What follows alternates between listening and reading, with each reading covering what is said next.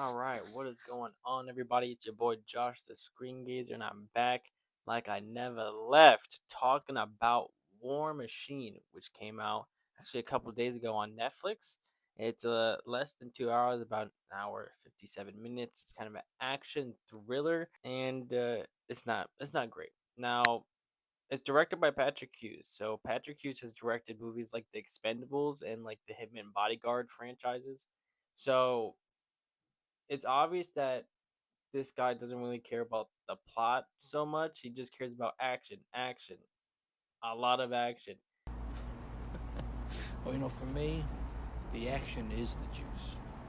If you've seen the Expendable movies and the Hitman Bodyguard movies, and this one, it seems like he tried to go for the plot, but in the end, it kind of fell through. Because in the end, I just kind of found myself not really caring about the plot so much. I was actually skimming through it because they just kept throwing the same So let me explain. So it stars Alan Ritchson, and he's been in shows such as Reacher, a great show. You should definitely check it out, as well as Blue Mountain State in the past, as well as Dennis Quaid, Jai Courtney, as well as Azai Morales. So a lot of big name characters in this movie, but obviously the star is Alan Ritchson, and his brother, who's played by Jay Courtney, he dies, and but before he dies, he promises his brother that he's going to try to join the Rangers. So once his brother dies in the field in Afghanistan, then 2 years later, he's finally, accepted into the program, and he works to be a Ranger. And after an 8-week trial, they finally do a final test. And during that final test, there's an alien invasion. Yeah, the premise is wild for sure. But the alien gives me War of the World vibes, where it's actually like a machine, like an alien machine that comes, like almost like Battleship. They come and his whole squad is wiped out except for him. He survives, and then at the end, it turns out there's more aliens coming in, and they need to get ready to face the threat. So I wouldn't be surprised if there's a War Machine too, to be honest.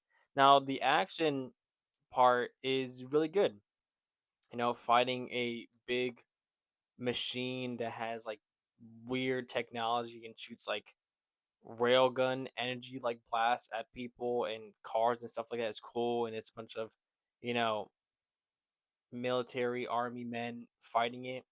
And what actually defeats the machine is just like, because Alan Ritchson's character is an engineer, so he decides to like block the vents because he sees like it's venting because it gets hot.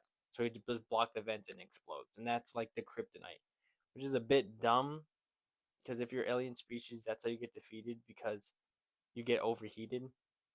But besides that, the plot is just like him trying to be a ranger, wanting to cross the finish line because he couldn't carry his brother to the base, the quote unquote finish line, 2 years ago. So he finally is able to carry like another wounded team leader to like the base and also defeat the machine. But it's like it's kind of boring. It really is. Like, I could care less about the characters. The action is really all that's there for. And after seeing like what Patrick Hughes has directed in the past, it kind of makes sense. He tried with the plot, and in the first half I cared, but then the second half it just kept repeating and repeating, and it just kept repeating. It was nothing new added to the story, like when it came to the plot. And the characters surrounding Alan Ritchson were like a bit boring and annoying. But I'd give this like a 5.9 out of 10. And if you like those type of action movies, then absolutely dig into this movie. I think you'd love it. But other than that, I wouldn't really recommend it. It's not something that you're missing.